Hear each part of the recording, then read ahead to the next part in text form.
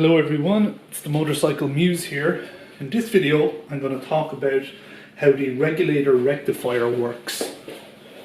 So it's just this electrical component here. It plays an important role in the charging system of your motorcycle. Now I'm going to take it off this particular bike and I'm going to talk about it in detail, but before I take it off I just wanted to show you a few things. First of all, as you can see here, the regulator rectifier, it has a little connector here which connects it into the wiring loom, so that's the first thing to note. Secondly, apart from this connector, it's just held on with two little bolts, so they're just secured in place. You'll also notice that it has a number of fins on it. So the regulator rectifier has the fins there to help with cooling. So this particular component, due to all the electrical current which is flowing through it, has a tendency to heat up. So to stop it getting damaged, the fins are built into it to increase the surface area of the regulator rectifier, and therefore the amount or the area that the air can pass over the regulator rectifier and help it keep it nice and cool. You'll also notice that the regulator rectifier is usually going to be placed in an area of the motorbike, somewhere on the outside of the motorbike. Now I have obviously taken the fairings off, and it will usually just sit underneath the fairings, but it will be in an area where the air can get at it quite easily, so that it doesn't, again, it's just to prevent it from overheating. So the regulator rectifier is part of a larger system, the charging system in the motorcycle. So the charging system consists firstly of the alternator, which on most motorcycles is going to be stored underneath this alternator cover. Okay, and it consists of the stator and the rotor. And when the engine is running, current is induced in the stator, in the coils of the stator that are stored inside this cover, and there's going to be wiring feeding out from the coils of the stator, which feed into the wiring loom, and then from there they feed onto the current feeds from the stator into the regulator rectifier, and from the regulator rectifier it is then fed on to the battery. So the battery is going to be sitting up here in this particular bike.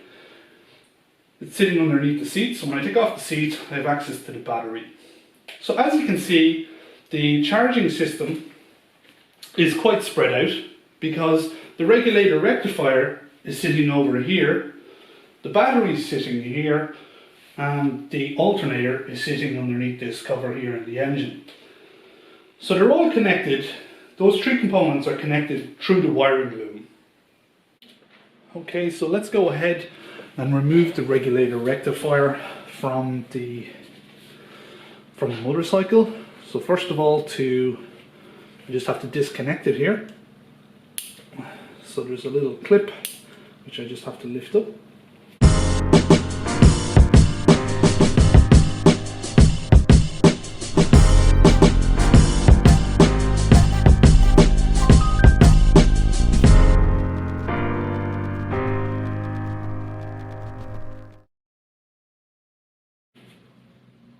So you can take a look at my other video where I go into detail on how the alternator works in a motorcycle engine.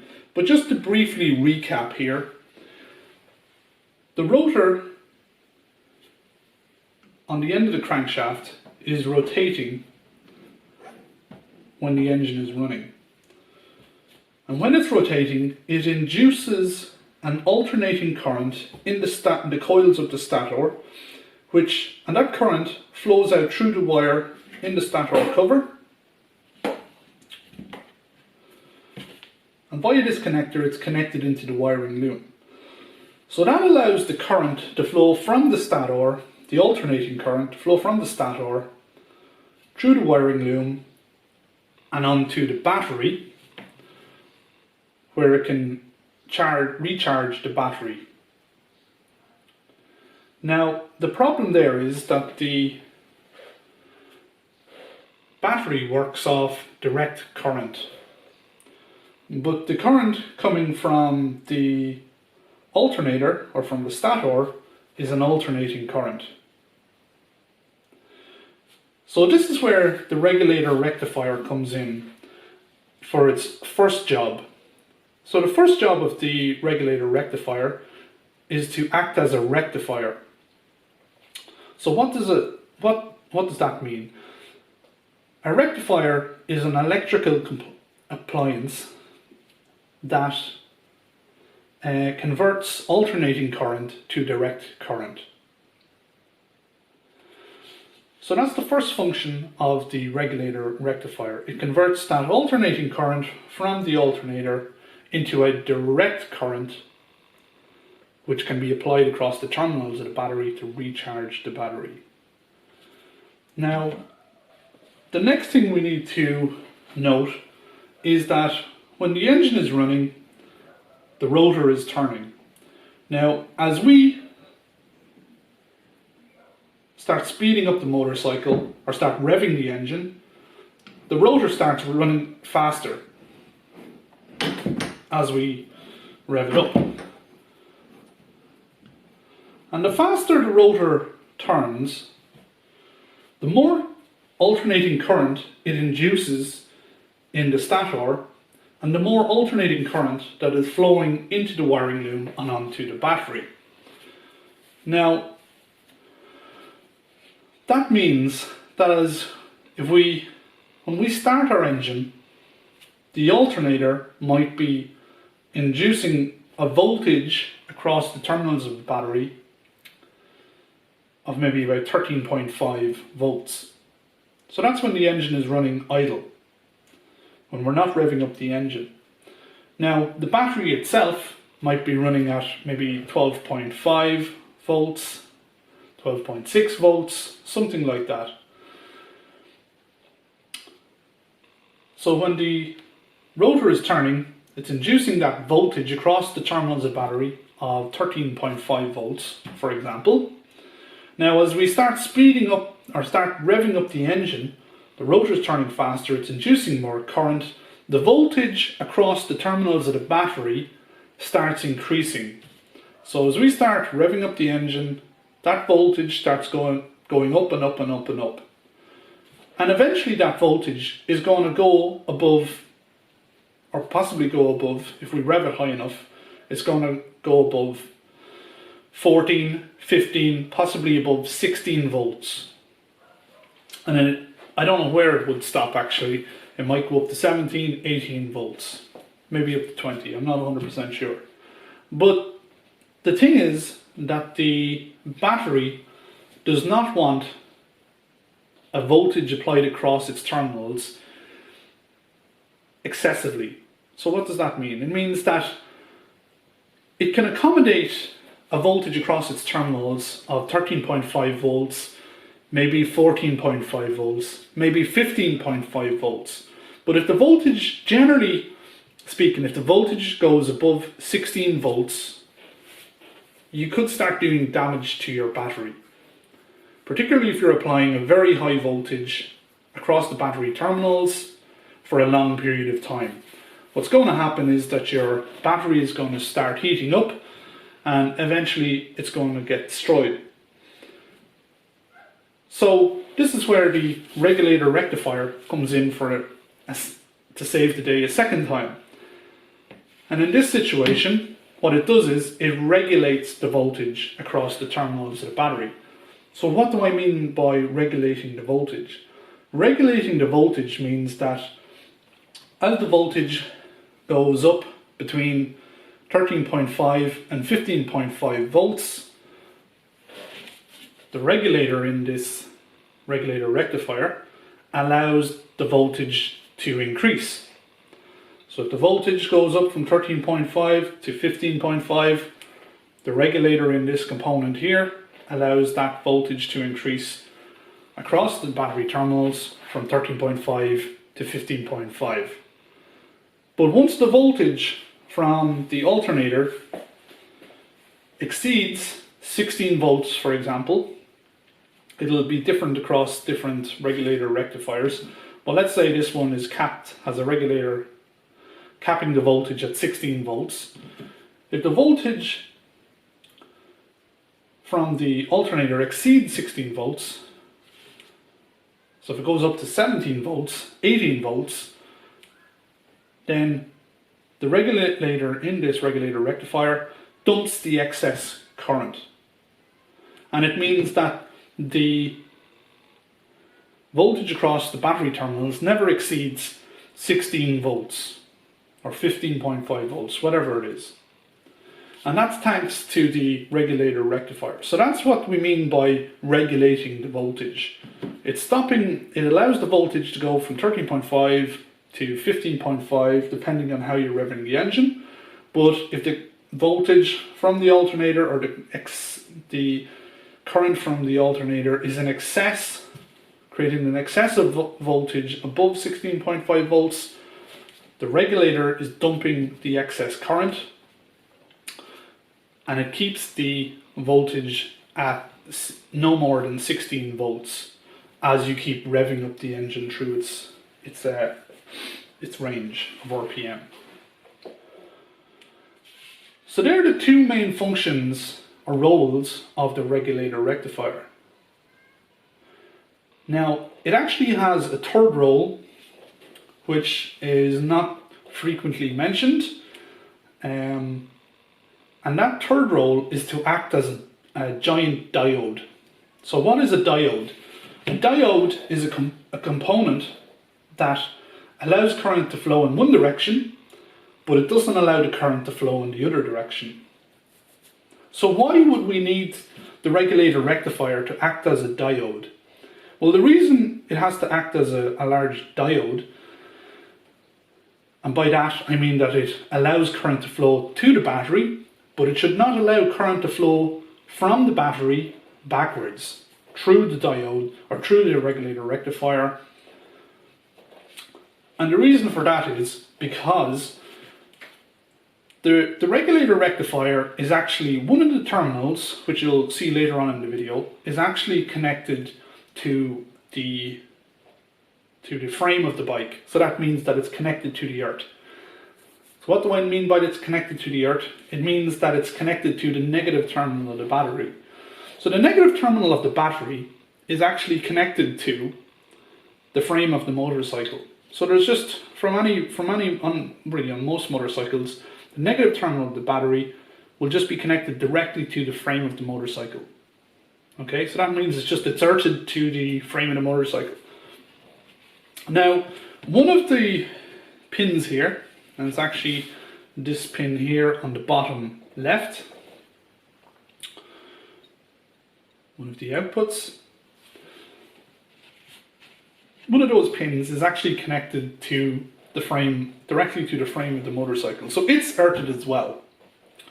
And what we have to understand is that there's actually another pin here, and it's actually this pin up at the top left hand side, is actually connected to the positive terminal of the battery.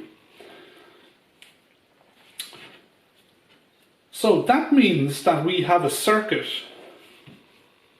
We have a circuit from the positive to the positive terminal of the regulator rectifier, and then from the negative terminal, the earthed terminal of the regulator rectifier, connected to the negative terminal of the battery. So we actually have a circuit with our regulator rectifier with the battery.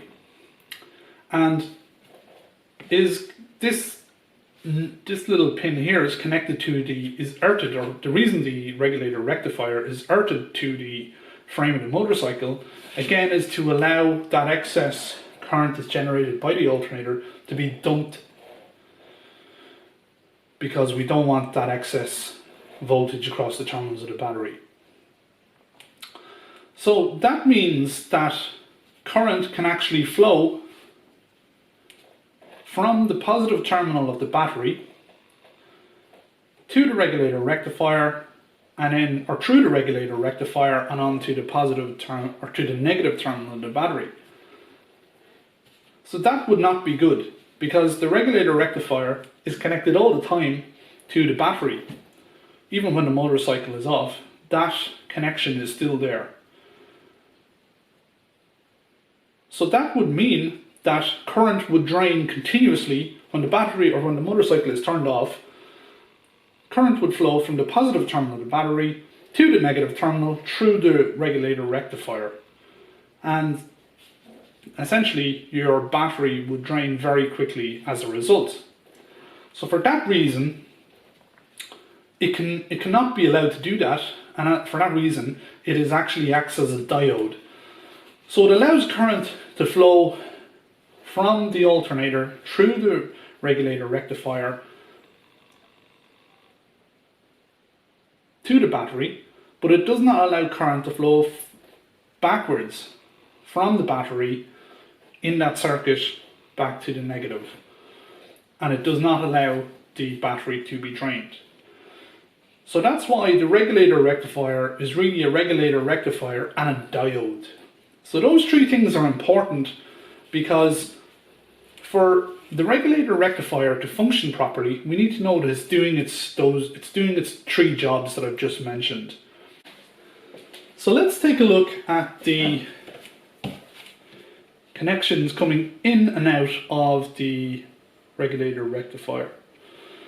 So the bike that this regulator rectifier comes off has a three-phase alternator. Now, to understand what a three-phase alternator is, I'm not going to go into it in too much detail. Again, you should take a look at my video on how an alternator works, where I explain that in detail. But essentially, there is going to be 3 pins in this connector, which are actually connected through the wiring loom into the 3 wires that feed out from the stator on the motorcycle that this comes off. Okay? So from the stator, there is going to be 3 wires, okay, that are feeding current to the regulator rectifier, or through the regulator rectifier onto the battery. And so 3 of those pins are actually going to be inputs. Now, this particular engine, which is not connected with this actual regulator rectifier, this particular engine actually has a 2-phase alternator. And I know that it's a 2-phase alternator because it only has 2 yellow wires coming out of it. So a 2-phase alternator would mean that the regulator rectifier that it needs to be connected to would have only 2 pins to feed into the regulator rectifier. So there's actually 3 pins on this regulator rectifier because it is connected to a 3-phase alternator. So those 3 of those pins are going to be feeding the current into the regulator rectifier.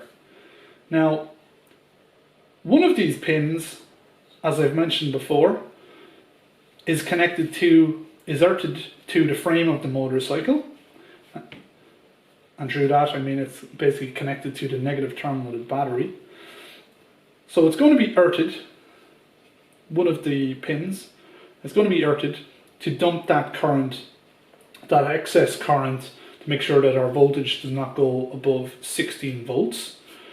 And then the other output pin, so that's one of the output pins, okay? The second output pin is going to be connected to the positive terminal of the battery. Here. And the main reason, again, that it would be connected to the positive terminal of the battery is to allow the alternator to direct current to the battery.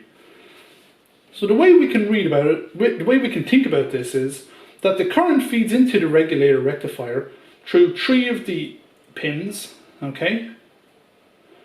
So the current feeds in through 3 pins, and it comes it is output through one of the pins to the positive terminal of the battery, which is connected to the positive terminal of the battery, between the range of 13.5 and 16 volts. And any current in excess of that voltage, then the pin at the bottom here, which is connected to which is earthed to the frame of the motorcycle, current will come out through that and be dumped to the earth connection when the voltage exceeds 16 volts. So that's how you think about the connections in the regulator rectifier. Now, the thing with regulator rectifiers is that they can fail, and I'll do a separate video to show you how to check your regulator rectifier. So that's essentially all that I know about regulator rectifiers. I don't think you need to understand all the internal circuits, electrical components that are going on inside the regulator rectifier. I think you really need to understand what I've just discussed. I think that's really sufficient for 99% of people who own a motorcycle who are worried about their regulator rectifier. I think that should really cover everything you need to know. So hopefully you got something from this video, and hopefully that has explained how a regulator rectifier works. If you like this video, then don't forget to hit like and subscribe to my channel. I'm going to keep the content coming. See you later, everyone.